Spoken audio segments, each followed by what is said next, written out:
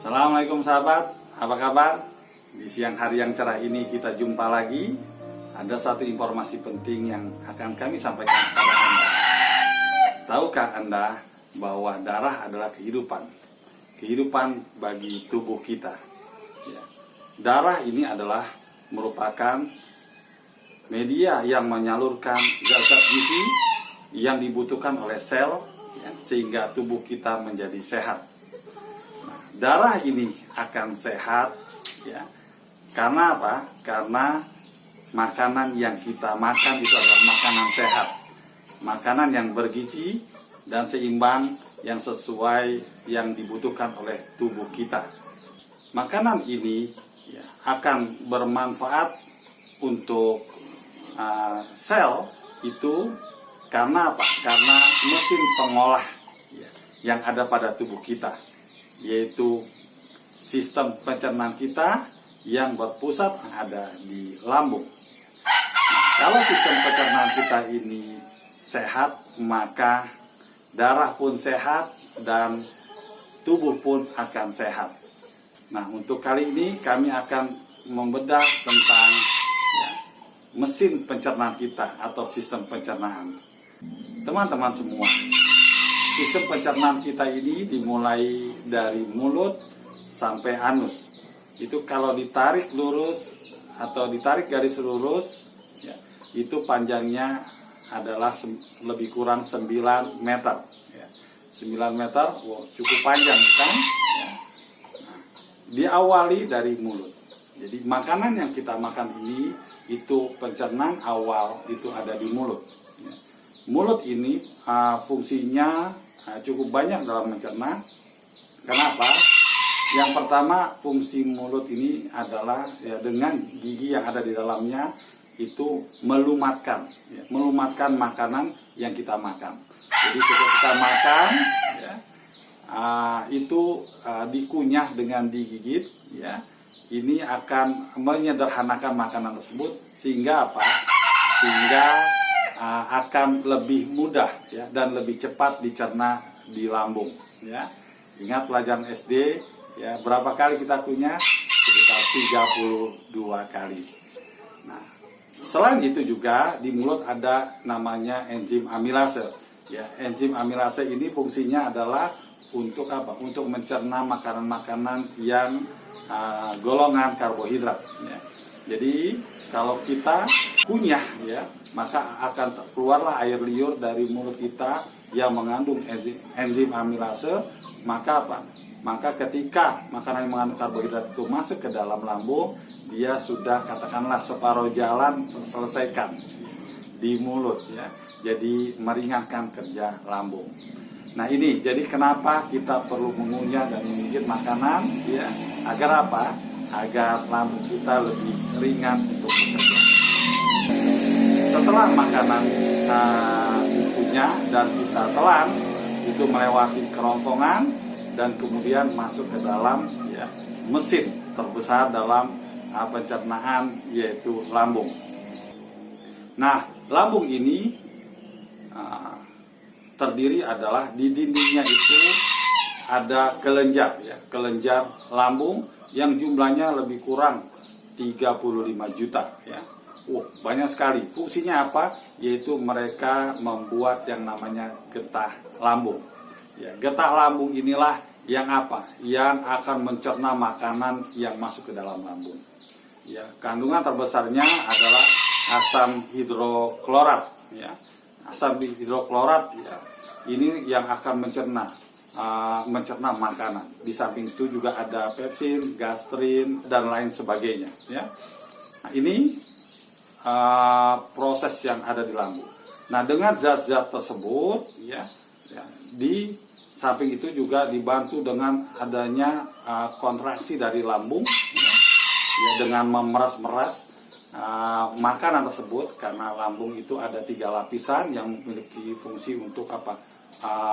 Mengolah makanan, ya. Nah, ini, ya, dengan bantuan zat yang asam hidroklorat dan lainnya ini, maka makanan itu akan dicerna, ya, akan diolah. Berapa lama? Tergantung juga jenis makanannya.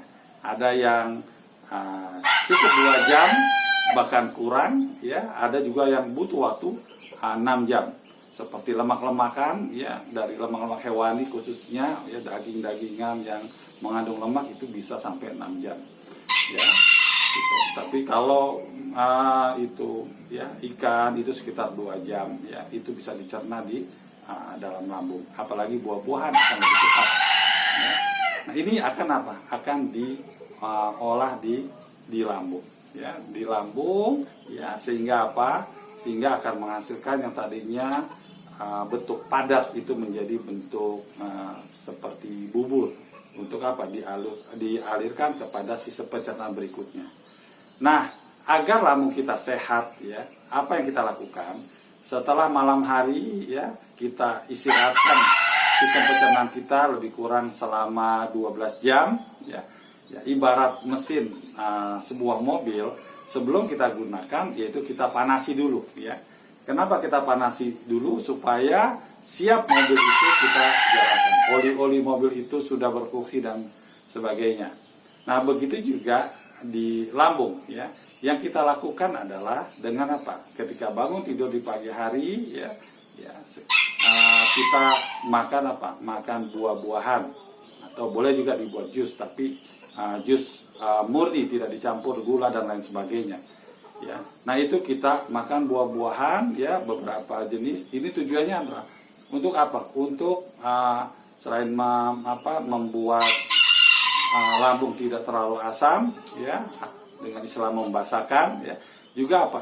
Membuat gerak awal, karena buah-buahan ini ringan untuk dicerna oleh lambung, selain mengandung banyak mineral, vitamin, terus juga ada juga seratnya, ya. Ini apa? Terus termasuk enzim yang berguna, ya. Ini akan apa? Akan membuat sistem pencernaan kita ini mulai panas untuk bekerja. Barulah setelah itu sekitar, ya, 1 atau 2 jam kemudian Anda mulai dengan makanan yang agak berat, itu lambung sudah siap untuk bekerja, ya. Dan di siang hari, ya, makan yang cukup banyak pun itu is okay, ya. Nah, ini adalah merupakan salah satu perhatian kita kepada lambung. Jadi kita perlu yang namanya berkomunikasi dengan lambung. Kita harus tahu, ya, bagaimana kerja lambung supaya lambung ini sehat. Kenapa? Kalau lambung kita tidak sehat akan timbul banyak masalah, ya. Masalah, ya, yang terjadi pada lambung itu, ya, misalnya naiknya asam hidroklorat yang tinggi, bahkan bisa berlipat-lipat, ya. Karena apa? Karena pengaruh makanan, juga pengaruh dari luar, ya, atau kejiwaan bahkan. Misalnya stres. Orang stres itu akan menaikkan sekitar 3 kali asam hidroklorat, ya. Ini bahaya, ya. Kalau asam lambung tinggi akan apa? Akan bisa merusak dinding lambung, ya, yang suka disebut namanya masalah tukak lambung, ya. Ya. Atau juga, ya, masyarakat sering menyebutnya sakit MAH, ya, gitu. MAH. Kenapa? Karena asam hidroklorat yang tinggi. Nah, kita perlu menjaganya, ya, sehingga kita perlu memahami bagaimana kerja atau yang dibutuhkan oleh lambung. Nah, makanan yang kita makan tersebut juga perlu kita melihat, ya, kenapa kita perlu makan bergizi dan seimbang agar kerja lambung itu menjadi normal, ya.